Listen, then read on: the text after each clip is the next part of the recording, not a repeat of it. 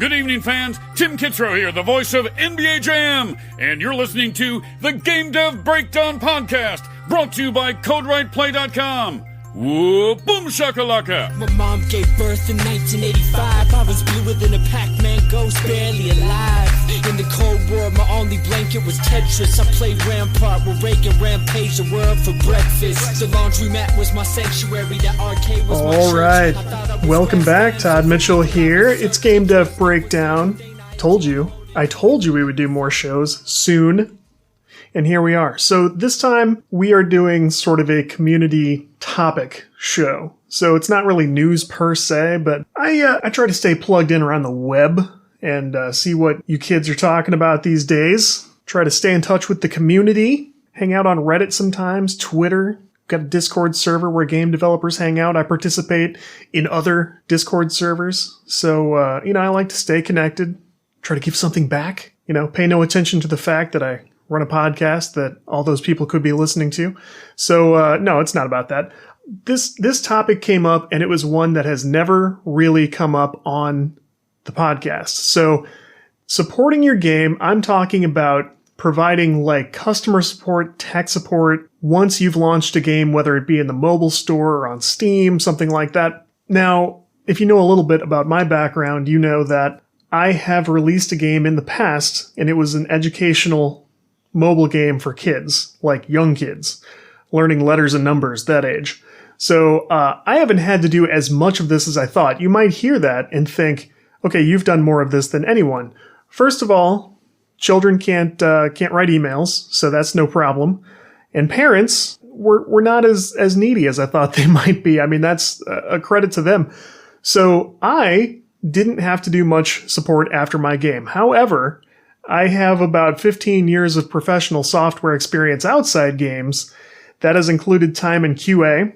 That has included several jobs where I was a programmer who had to give support. So there have been a couple versions of this. I've worked in an office with other contractors where people would email us and call us and go, I wish the software would do this. And we would say, okay, send us an email, detail out those requirements. And then with that record of that, we can work that into our development plan, allocate resources to that, and we can get that done for you. That was a nice and tidy version of that. Although a couple times I did have people call me on the phone, go, I would like a report that does the following. And I would go, okay, great. Put that in an email, explain how you want it to work, whatever. I can take that to my manager and we can get that done for you. He goes, no, I'm not going to do that. Like, dude, what? I need it in an email, so there's a record of this. He goes, I don't have time.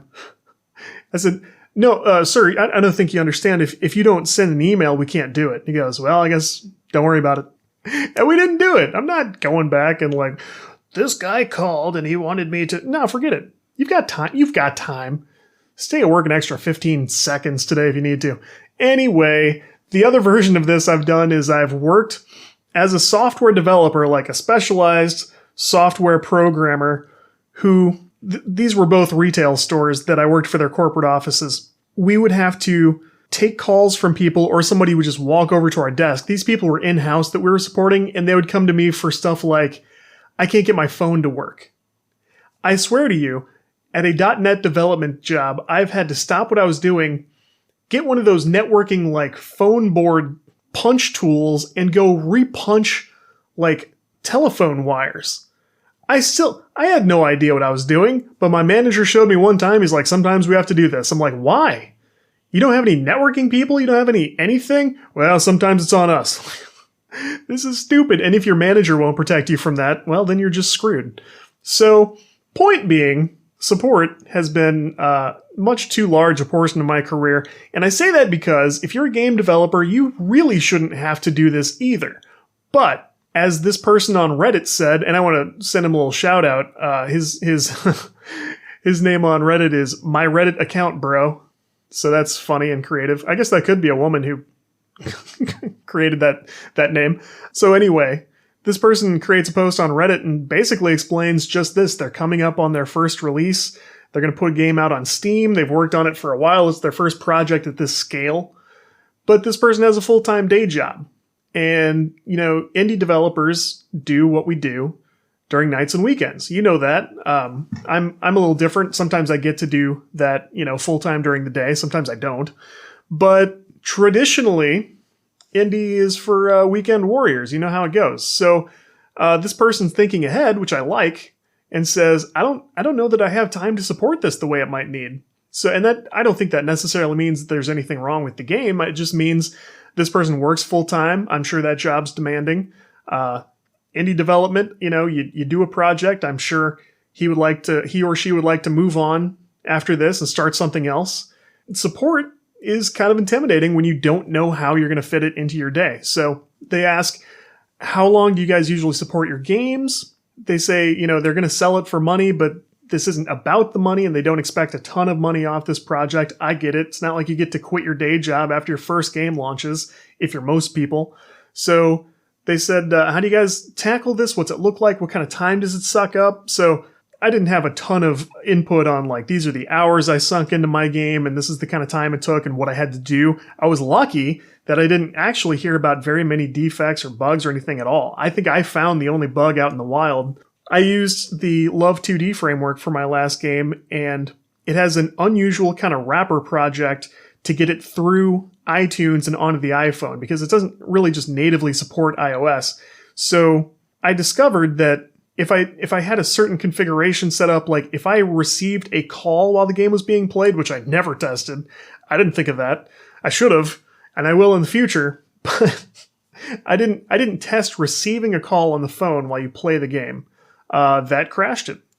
Okay, fair enough. So, but I figured that one out. I fixed it and updated it and nothing after that. Everything was fine after that. So what I did say was, I've got a background in professional software. I think there are some lessons we can bring over.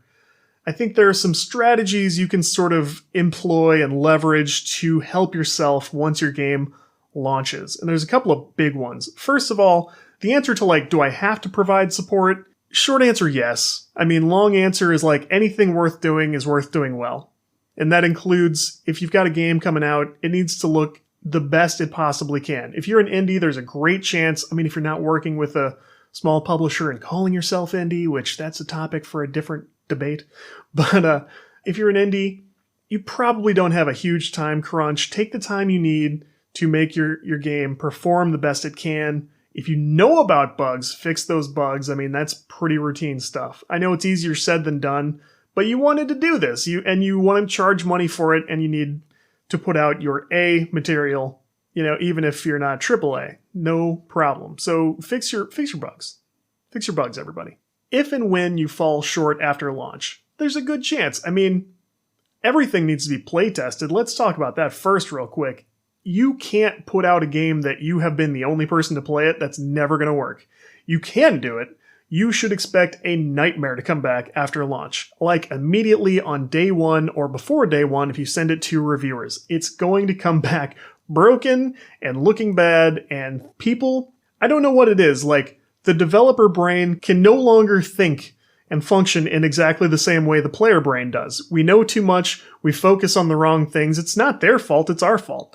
We can't make our brains work that way anymore. It's like when you no longer believe in Santa Claus. You can't go back. You can't go back, and you'll never be able to catch all the bugs that players will catch. So you need players, and you need non-developer players. It's a good thing. You need people hammering away at your game and trying everything they can to break it. I come from QA as well, so trust me. If and when you fall short after launch, you do need to spring into action. You need to fix it. I'll say this, you may not be able to figure out what's going on right away. You need to communicate. A big part of support is communication. So when reports start rolling in, answer them right away. Hey, thanks for sending me this. I'm going to look at it. Even if you have to say I'm at work right now, or I'm out of town, or this just launched and I need 2 days to sleep, let people know, message received. Thank you. I want to fix this, and I will do my best to fix this.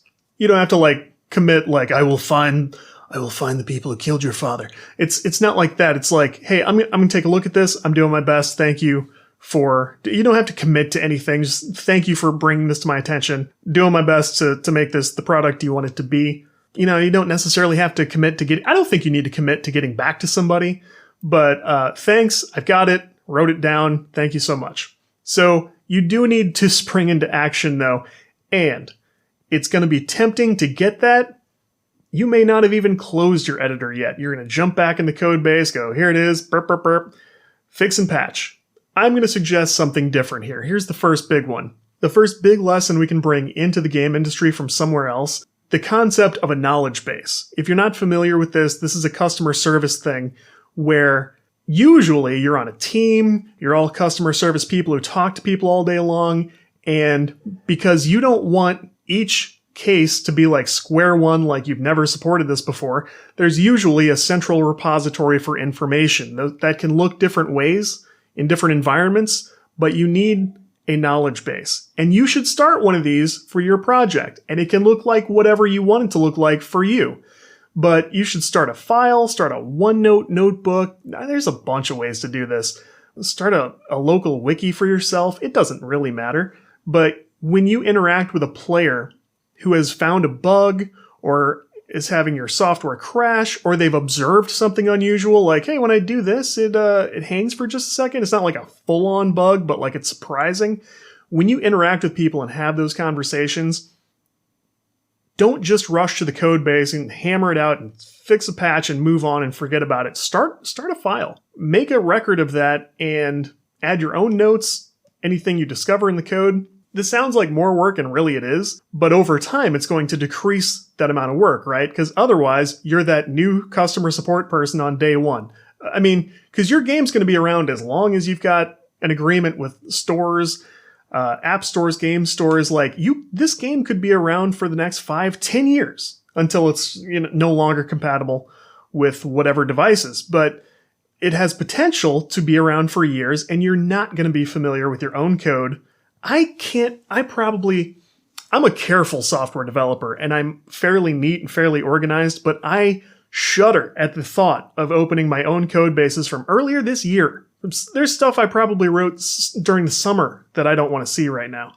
It happens fast. I mean, we've talked about that one before, but definitely add notes as you fix stuff, add notes that you figure out. I would suggest you put this on your marketing site. Like, you've definitely got to, if you listen to me and believe any word I've ever said, you will have a website for your game, especially if you're charging money for it. You've got to, I think you have to have a website just to put stuff on the iOS store. I mean, you've got to have some kind of URL.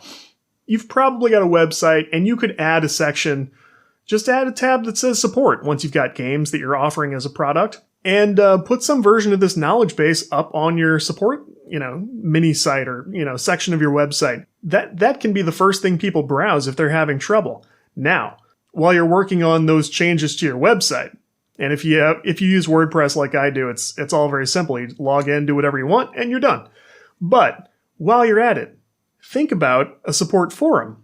This sounds like a big deal. This sounds like a big hassle and an overreaction. I don't think so. If you use WordPress like I do, you can start a forum in a few minutes. If I thought it would be active on my site, I'd start one right now for no reason. But you can add a support forum to your website where people can go and not only log issues for you to take a look at, but they can look at things other people are saying. So they can browse it. Your users can help each other if you play your cards right. That sounds manipulative and devious, but believe me, if you're a single developer with other stuff to do, I assure you, people would rather hear from someone than no one. And they could hear from someone fast if people have access to this forum where they can just drop an issue, look over other issues, and kind of help each other along. There's nothing wrong with that. Think of how many sites you've seen where they do that. Apple has them, big and small companies all have support forums. It's a good thing. So these are all resources you can offer your players to help them help themselves. And they're helping you help them. It's the whole thing. I mean, just keep an eye on it. Get ahead of anything big going on. If you have a lot of players complaining about the same thing, focus on that. But I think there's kind of an apprehension people have where they go, if I put up a forum, the players are going to kind of get together and egg each other on, and soon I'm going to have this big revolt on my own website. I'm here to tell you, you don't really have any say in that. Your players are going to be upset if they're upset, right? So let them talk. It's good practice for you. One day you hope to be big and successful and hire a big team and have your own company. And your players are going to occasionally get upset with you pretty much no matter what. That's, I mean, at least some of your players, but it's going to feel like all of them when you're looking through reports or comments or emails or tweets. It's going to feel like the world is against you because, like we've said, people who are happy don't speak up as often. But my point is, like, let them do what they're going to do, and if it's not especially abusive, and then use that as an opportunity to help make better software. I get that you instinctually don't want to get involved in all this, like it feels like a lot of work, but you need some version of this. Otherwise, every person who emails you, tweets you, puts in a bug report with whoever, it's going to feel like day one all over again, and that is what's going to make you feel like I should just abandon this, I should not worry about it. By the way, the forum thing, Steam does have a version of this. So, I mean, you have community tabs on Steam, but like most of the other platforms don't. So not every platform has a way for people to like look over one another's issues and see, does someone else have the same problem? Did someone notice this before I did? So offer that option. And with all that said, timeline-wise, if you're taking money for your game, you need to be supporting your game for that number of days. Like as long as you're selling it, as long as you're offering it in a Humble Bundle down the road, or you're making it available on Game Pass, like as long as it's out there earning money, you've got to support it. It's not always going to feel good, but someone somewhere just bought this thing and it doesn't work. You got to do something about that, you know? It won't just tank your ratings. Like at some point, if you don't provide support, you will get revenue turned over to buyers for returns, and eventually you'll get in trouble with those platforms, those app stores and game stores and stuff. You don't want that. So your reputation's on the line. So as long as the game's out there, it's got to work. You don't have to like add features forever, obviously. And you don't have to like, I wish this banner was red instead of blue. You don't have to worry about that. But if like, this banner loads up and the game crashes and Windows is broken now, like, yeah, that's a problem. So you got to fix that. If you've got other ideas about this, let me know what they are. Like, tell me what your support experience has been like. Because again, I haven't done it as much. I've done it in the professional enterprise world, the non-gaming world, but I haven't had to do as much of this in games as we discussed. So that's it. Hey, if you enjoy Game Dev Breakdown, I would love if you would subscribe like anywhere you track podcasts or listen to things. Subscribe there, drop a rating and review somewhere. Primarily Apple is what people mean when they say this, but there are ways to do this anywhere. Hit that follow button on Spotify. That's a big one. Share it with a friend if you know somebody who's into this stuff. You can check out show notes at CodeWritePlay.com. Look for us on our Discord server. The official Code Right Play Discord server is what to look for, and we're on Twitter at GameDevPod, at Code Right Play, and I'm at Mechatodzilla with 1D, 2 L's. And let us know how you enjoy the show. Send topics, send feedback. That's all good, and I will support you. With that, catch you later this week. It's just me,